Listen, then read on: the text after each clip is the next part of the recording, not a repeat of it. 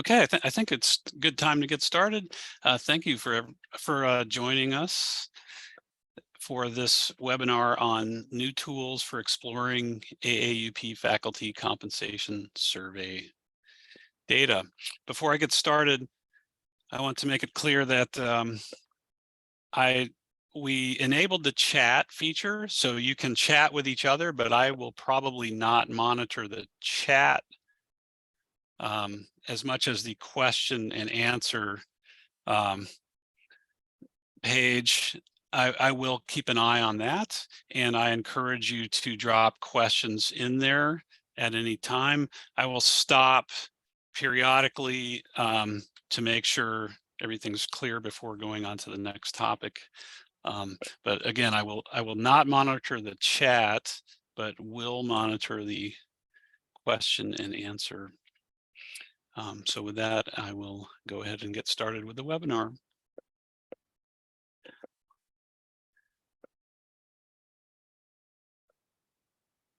So just to give you an idea of what we're going to talk about today, here's an outline, brief introduction to the faculty compensation survey itself, in case you're not familiar.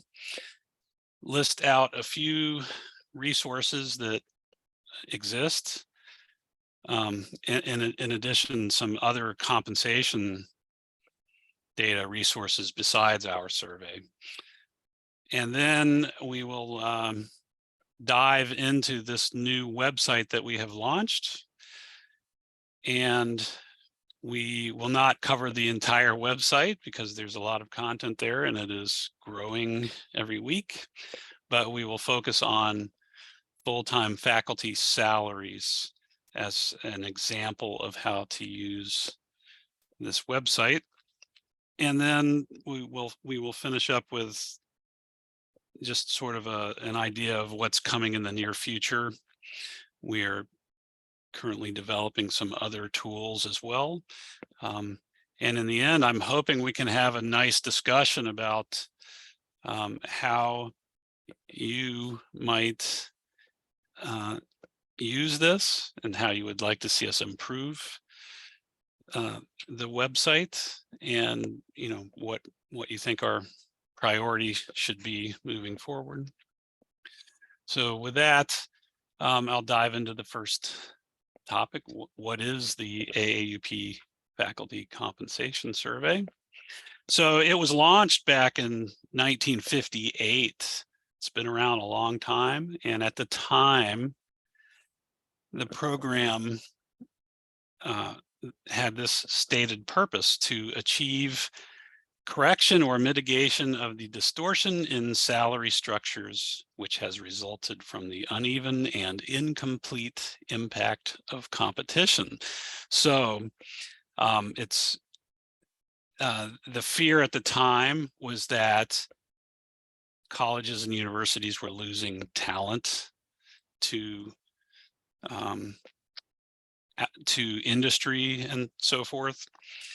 And that fear continues today. So we continue administering the survey to help policymakers and institutions and faculty, have a pretty good idea of what's going on with compensation, so that the issues can be addressed, not only just average salary, but issues of equity and disparities across different types of institutions and so forth. So again, we're talking about what is the compensation survey. So each year, over 900 colleges and universities provide to us employment data. In the latest round of the survey, we received data for more than 370,000 full-time and 90,000 part-time faculty members, as well as salary data for senior administrators at over 500 institutions. So to be clear, the data, the survey forms are completed by administrators at the institutions. We do not survey faculty directly. So when an institution participates, it's conveying its willingness to be transparent about faculty compensation, and we greatly appreciate that. But therefore, when an institution participates, we have complete coverage, we hope. So there are 6 forms to the survey that the administrators complete, and it's usually an institutional research office or an HR office. And for those interested, I'll briefly show you, this is what the survey form looks like. This is an Excel template that they complete. They provide some institutional information, but the main form is this, Form 2, where they enter the number of faculty by rank, contract length, and gender, along with salary expenditures and the numbers who are non-tenure track, tenure track, or tenured. We also collect benefits data on retirement expenditures and coverage, as well as health insurance expenditures and coverage.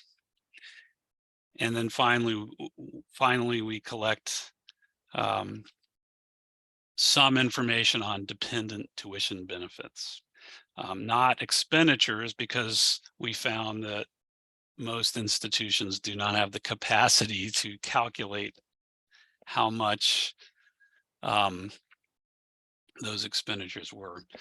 And then there's a few other forms. We collect information on salary for continuing faculty. So if they were employed last year and then again this year, we collect that information so that we can calculate the change in salary for continuing faculty.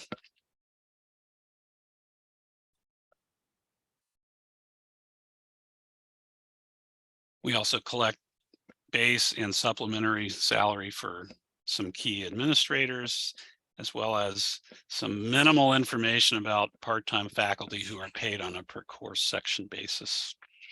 So today we're going to dive into just full-time faculty salaries as an example, because there's too much to cover, and I wanted to get the concept of the website out there. But for those of you who are interested in doing, looking up compensation data or doing salary studies, here are the various resources that I know about. If you know something else, drop it in the chat or drop me a line, because I'm always looking for more. But there's our website, and here's what we have on our website.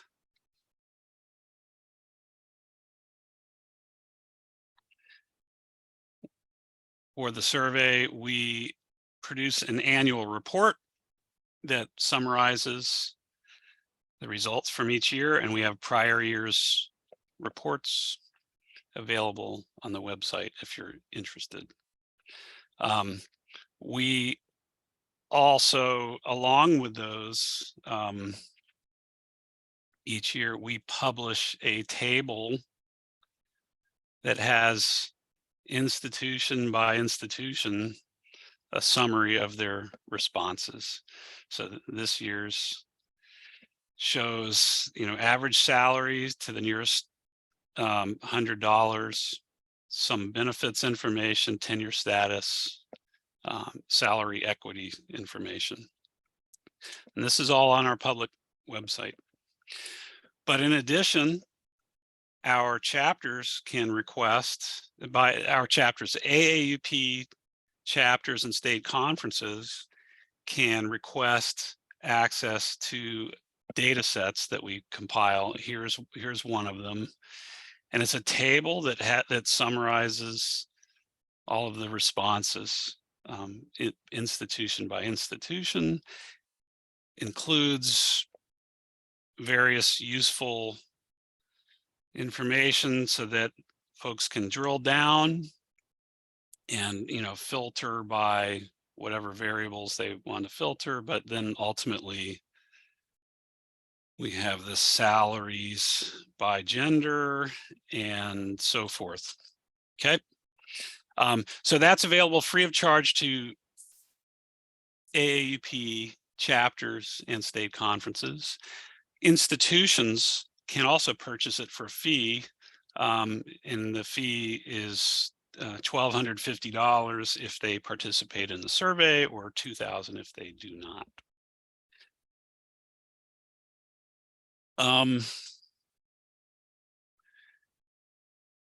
I also want to point out that IPEDS has salary data, and some people would say, why does AAUP do a salary compensation survey when IPEDS collects it? And the answer is that IPEDS stopped collecting benefits data around 2010, and we still collect some benefits data. We also collect continuing faculty salary data, which is something IPEDS does not do. And that's important because it shows you how much salaries change for those who were employed last year and this year, and it won't be influenced by, say, new hires or departures. And we also collect administrator pay and part-time faculty pay. IPEDS does not collect any salary data for part-time faculty. I see a question regarding AFT members, and I will come back to that in the end. I promise, and I'm making a note to address that.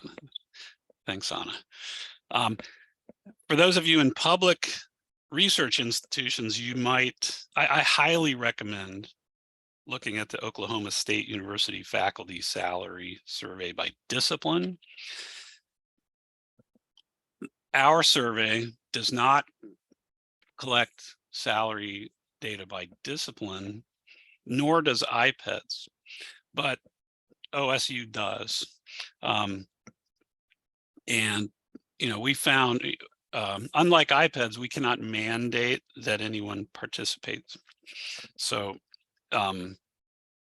we have found, talking with institutions, that if we tried to collect by discipline, many just would not participate. So it's something on our radar, though.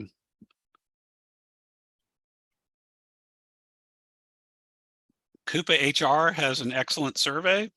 It's not cheap, but many universities in particular participate and purchase the results, and I suspect that their reports are sitting in their IR office or in their HR office.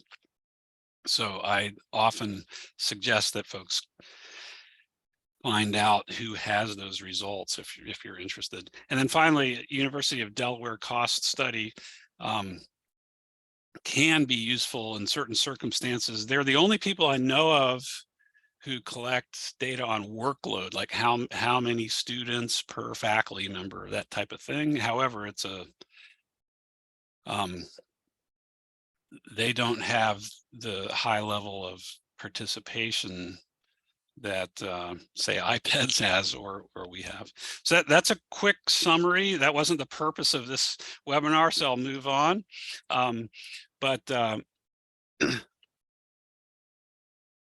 As you saw, our reports we put on our website can be handy, but and that data set's handy, but there's a middle ground for folks who just want to answer some questions quickly and get up-to-date data.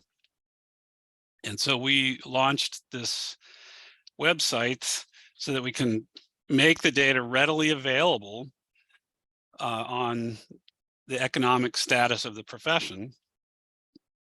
And that's part of what we do. But in addition, we are in the process of putting together some tools on research findings on our principles and standards around academic freedom, tenure and shared governance and so forth. So those will be coming in the near future. So with that aside, I'd like to just jump into the website, and I'm going to stop in a moment for questions, but show you where, on the AAUP website, there is a new tab that says data. And if you click on that, this is the new website. And I will stop a moment here to see, are there any questions? It's a good question about AFT, and I'll get back to that, but are there any other questions?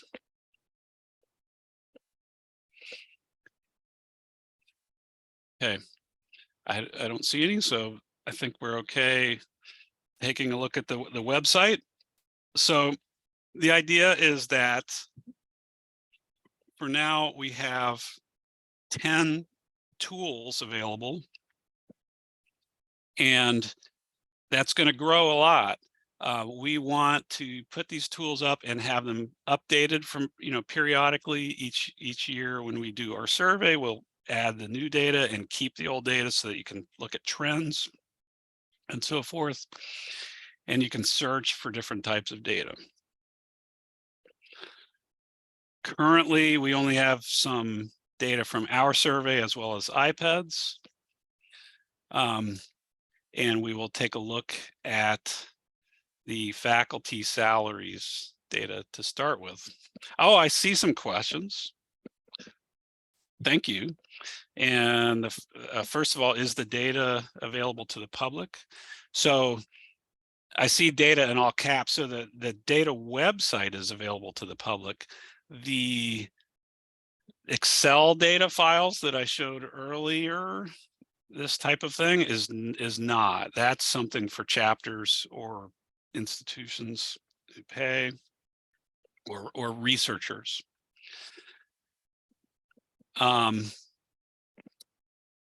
So I hope that helps answer that. Another question is, how reliable is the information self-reported from institutions?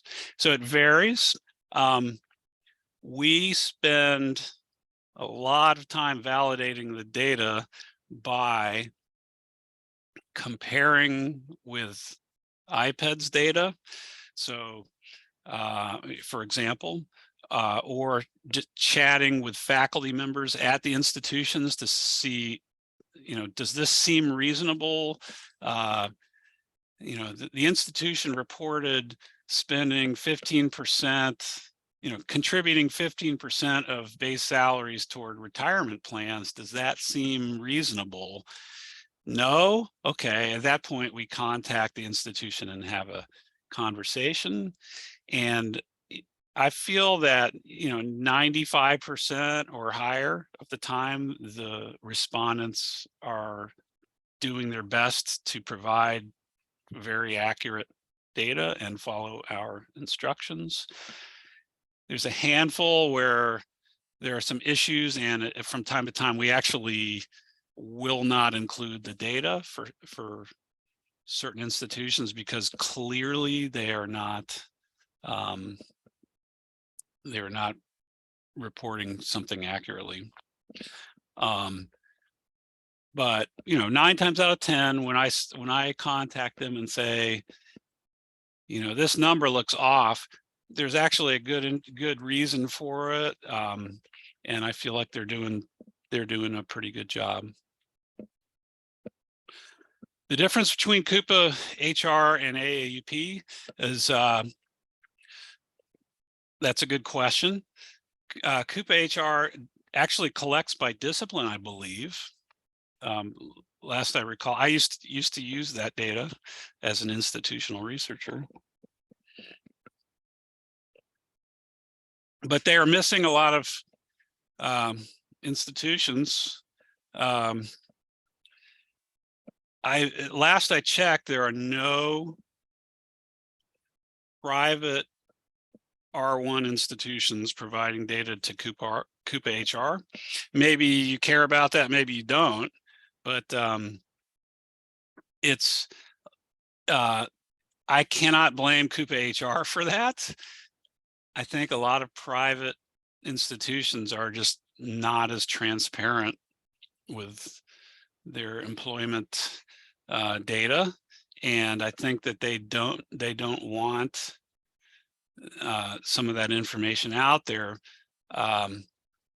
Over the years, we have managed to develop a good amount of trust with private institutions, and they know that we are not going to certain information we only publish in aggregate so that they cannot be identified, like administrator salaries, for example.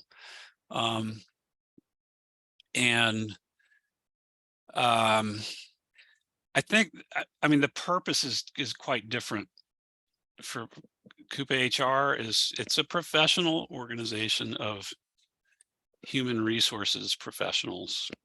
And so they are serving their constituents well, I might add. They are our friends, but our purpose is more to, shine a light on disparities and help institutions make a case, like public institutions make a case to their legislators, or administrators make the case to their trustees that some adjustments need to happen. So it's a little different. I hope that was helpful. So let's dive in to the faculty salaries workbook here. But you will see that there are other topics here, but let's hop into one, and hopefully it will work properly because this is new.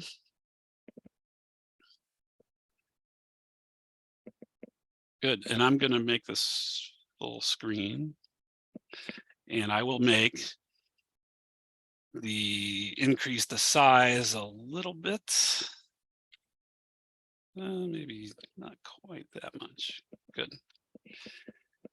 So this is a summary of the results from our survey for the last 6 years.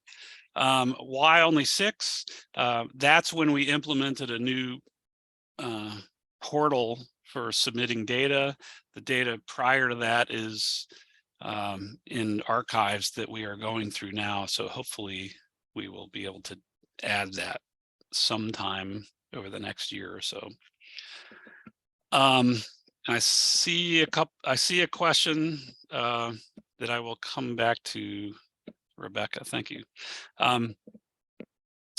So when you go into this, just to highlight a few things, and I'm keeping an eye on the time. So we say, what date coverage is it?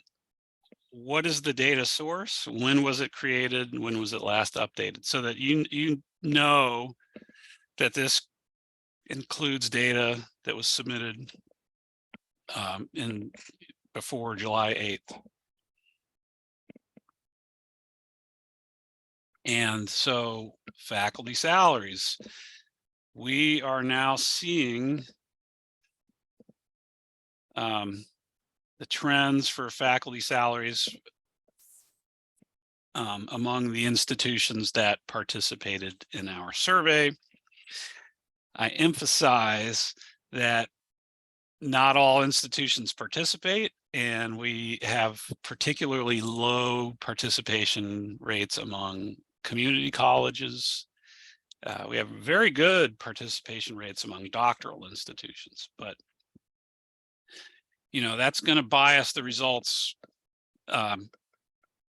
in different ways that we will see here. So just walking you through this, and I see a few questions, and I'll stop in a minute. There are 3 tabs. There's a trend, there's a breakdown tab, and there's a drill down tab that we will come back to momentarily, but let's go back to the trend. We can pick which year range we want. We can adjust for inflation. So if I select the CPI adjustments, we see that in real terms, salaries have decreased over the last 5 years. We could, instead of consumer price index, we could use PCE. What is PCE? Well, if we scroll down, there's a lot of information down here, including an abbreviations tab. So PCE is the Personal Consumption Expenditures Price Index, which is a chained index, which it means they're tracking how much did people spend as opposed to what does a particular set of items cost. And I'm always happy to talk about those issues anytime if you want to drop me a line. We will come back to this worksheet title, but each color is the rank that they reported. And I am going to stop here because I saw a couple interesting questions. What is the difference between instructor and lecturer? So it varies by institution. Traditionally, at a research university, instructor would be the rank assigned to a new hire who has not yet received a doctoral degree. And when that person actually earns the doctoral degree, they become an assistant professor. So it's, historically, it's been very low numbers of instructors. And then lecturers would be more people dedicated to teaching. Again, it's all over the place though at institutions, and they can report those. We have a pretty long table mapping titles to these ranks, and there's some issues there with non-tenure track ranked positions that I can't get into now because that would be another webinar topic. But assistant teaching professor, for example, who would be non-tenure track, we ask they report as an assistant professor, whereas IPEDS says report as you see fit. I think like as determined by the institution. So that's the kind of thing you have to be careful about, and I'm always happy to chat with you about that if you want to contact me. Let me make sure there's no other part-time. Yes, there's another worksheet on part-time that we will get to at the end if we have time. These are all full-time. Somebody asked, how do you distinguish between full and part-time? There's a different tool to look at part-time, and unfortunately IPEDS does not collect part-time faculty pay. I'm seeing a question regarding unionized faculty at private schools.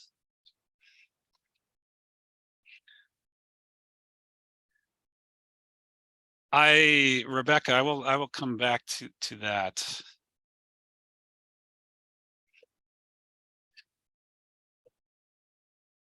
Okay.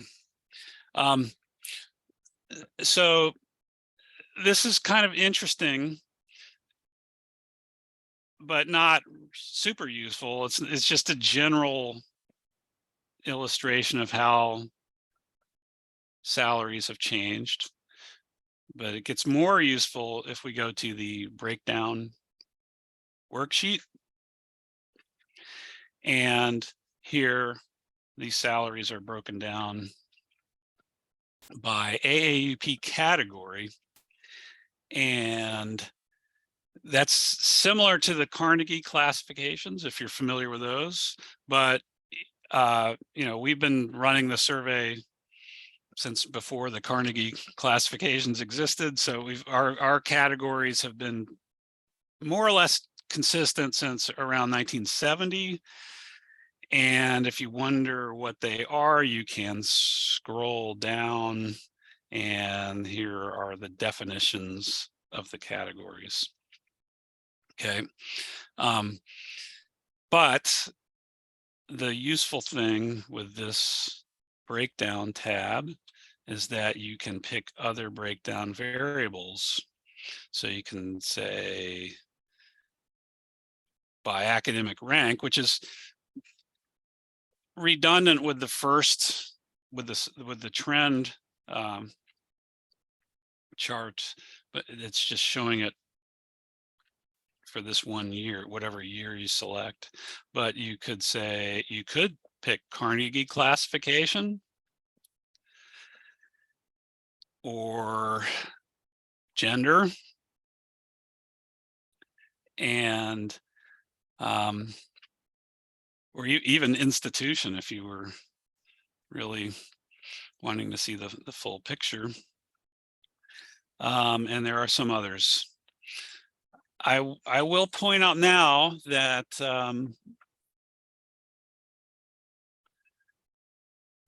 you may see so-called dashboards out there that have lots of objects on the page interacting with one another. This tool serves a different purpose, and I wanted to show you how you can get your display set up the way you like, and click this download button, and you can download a PDF.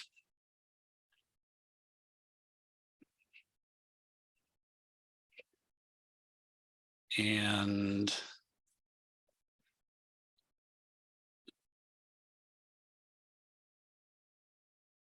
it normally shows up right there. It is. Oh, it's on a different screen. I'm sorry. And so I downloaded a PDF of that page. So we will come back to that in a second as well.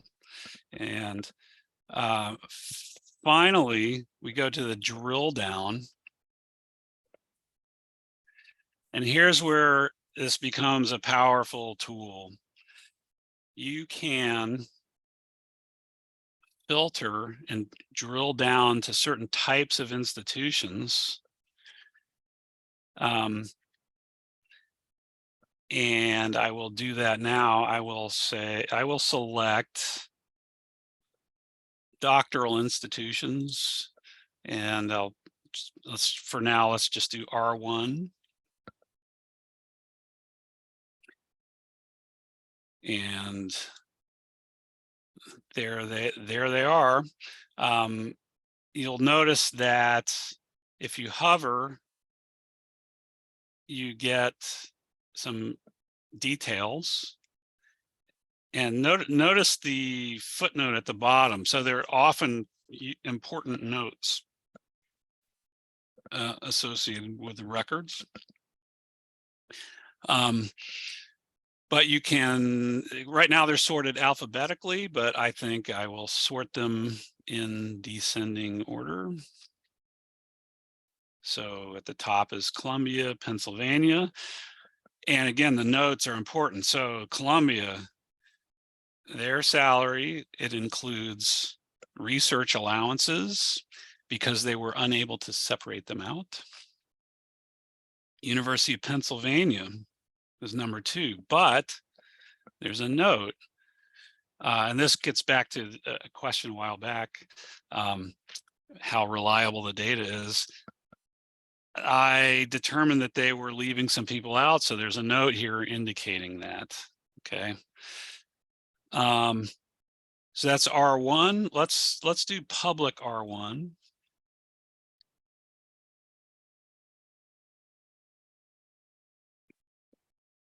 Okay. And let's do public R1 in the Northeast. So uncheck this. Check the two Northeast. You could do a sub-region as well, but so here are all of the public R1 institutions in the Northeast, their salaries, and we sorted by all ranks. You might want to sort by another column, but again, you can now click download and download a PDF.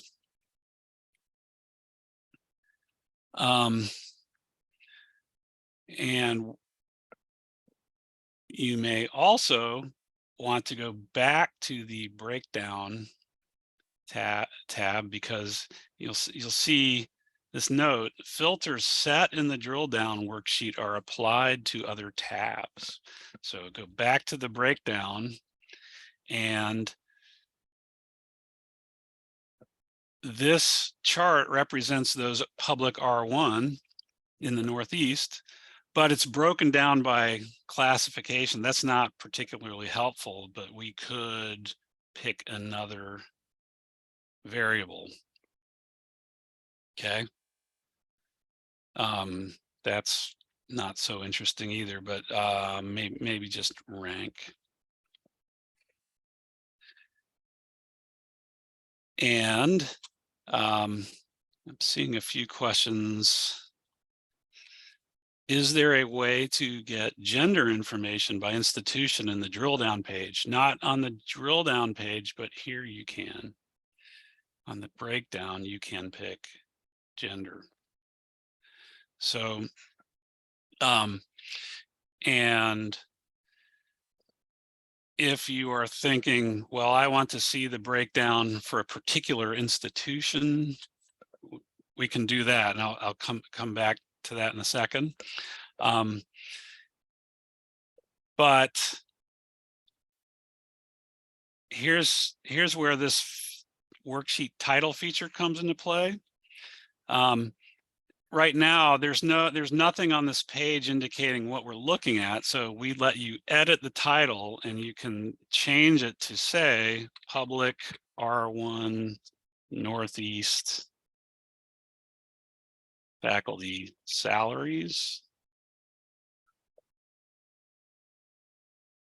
And it updates this, and you can export your PDF. Okay. And if you want to see the trend, you can go to the trend. And this is, again, public R1 Northeast faculty salaries.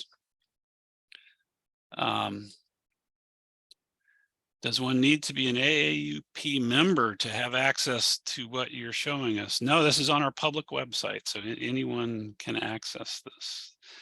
The only thing you need to be a member for is if you want access to the data set, the Excel files that underlie all of this. I see a couple good questions. I'll get to them as fast as I can.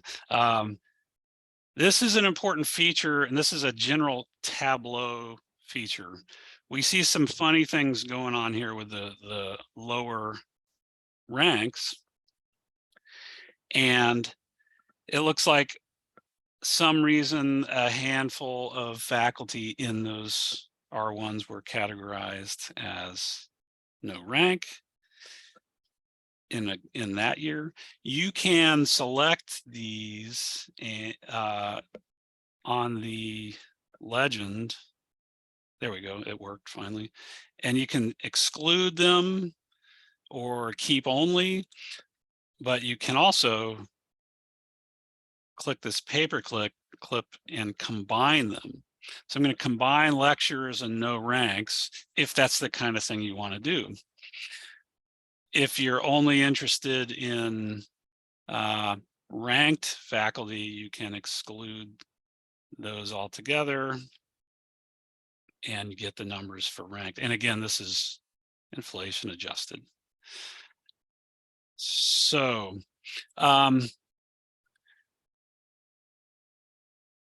comparison schools. Thanks for the question, Michael. Yes. So if I'm going to go back to the bottom. There's a reset button that resets everything back to the way it was. And if you're interested in doing a sort of peer comparison, you can go to the drill down. And there's two ways you can do it. One is you can click on the institution filter and search for names of institutions and that type of thing, and they will show up here. Another way, if you're like me, you keep all these spreadsheets stashed around. Like here's one where I have my institutions and there's the names, but there's also the iPad's unit ID, and I can select those unit IDs. I'm going to copy, Control C, and I'm just going to paste a list of unit IDs in here. And there they are. So they're in this table. You can sort as you see fit, or you can go to the breakdown and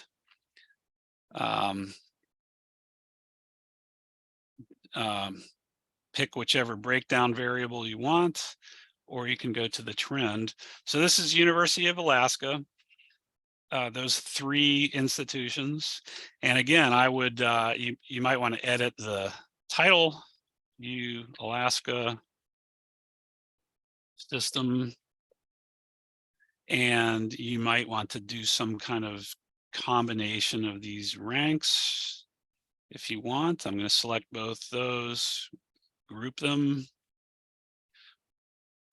I'm not exactly sure what happened there, but again, let's go back to the drill down, and then I'll start heading toward closure here. Notice the footnotes at the bottom. Alaska is unusual in that the community colleges are each assigned, affiliated with one of the campuses, the university campuses, and they're reported together, and it makes things tricky because these figures include the community colleges. Okay. So that's one way to do peer comparisons. I highly recommend stashing over on the side a list of iPad's unit IDs, and that you can just paste in.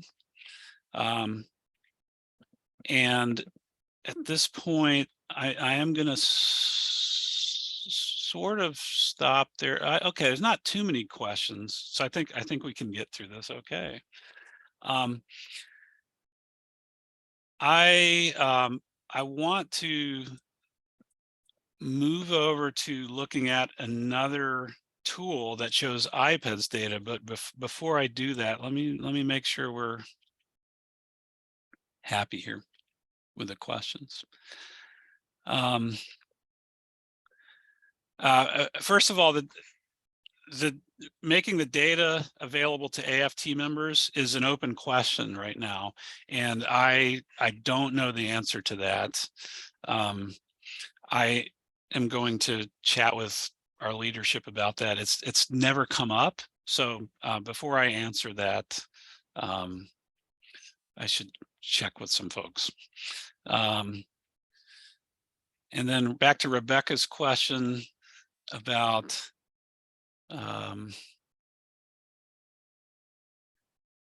full-time non-unionized faculty at private schools. Yes, Yes. So the question is, if I read it correctly, it's like how can full-time non-unionized faculty use these data to get better salary equity? So the only kind of real solid data we have on that is gender pay equity, and I'll show you another visualization briefly we have that you might want to explore. This is from our survey data, but it shows pay gaps by rank, and it's the same kind of thing where we can drill down and look at different institutions to document the pay disparities, but like a gender pay analysis, probably I won't have time to get too far into that today, but please contact me if you would like to chat about that. Why does IPEDS not collect part-time faculty data? They don't collect part-time salary data for any type of employees. They collect total expenditures. I think I think they are very wary of the report, expecting institutions to compile data that's unreasonable, and like the way many universities are structured, part-time faculty pay data is scattered across the campus. It exists on the desk of department chairs, and who then tell the HR department, pay these people this much money, but without indicating how many classes they're teaching and all that. So I think it's just not feasible for them at this point to collect that. Is average assumed to be a mean? Yes, for all institutions combined, it's a mean, but it's a weighted mean. It's weighted by the number of faculty at each institution. Here's a good question from Eric. What are the demographic attributes that are collected? The only one we collect is by gender. And we also collect by contract length, but there's a new worksheet that we've put together that also has race and ethnicity as well. And I was afraid of that. This is new. I need to clear my cache. Let me try coming back to this.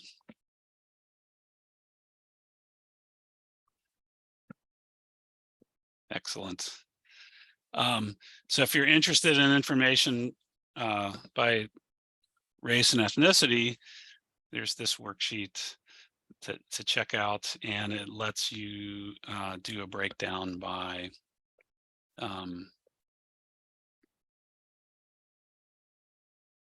I'm sorry, I thought it did. I'm in the wrong worksheet. I'm sorry. The IPEDS faculty worksheet does let you do a breakdown by race ethnicity as well. So you can even group them different ways. So so Eric, yeah, we don't have anything for salaries other than gender, though, unfortunately. And I'm going to be conscious of time here. We've been here almost an hour. So I think what I will do is continue looking at these questions. I think we're good for these questions. So nice. So I'll just remind everyone that there's plenty of other information on the site that will be updated from time to time. I expect to have new iPads data sometime in the next couple of weeks, actually, because they're about to release another year's worth of data. iPads faculty salary data is in here now, and many people are interested in that. As I said, it's somewhat different than ours. It lags a year behind ours because we turn ours around quickly. But this has all of the institutions. So if you are finding that your institution or your peers do not participate in our survey, you can get to it through iPads. And it does the same thing with where you have inflation adjustment and so forth. And with that, I'll sort of return to the wrap up here. Any ideas you have on how this could be made better, or issues you run into, questions, please don't hesitate to drop me a line. The suppression, SUPPR, in the results. Here's a good question.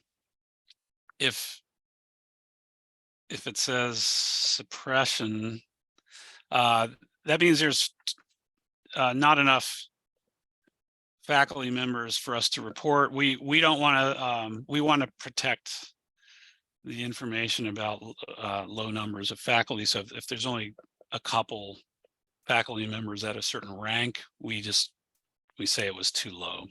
So we will be sending out a link to this recording, but please drop me a line if you have any ideas. We're excited about the site. And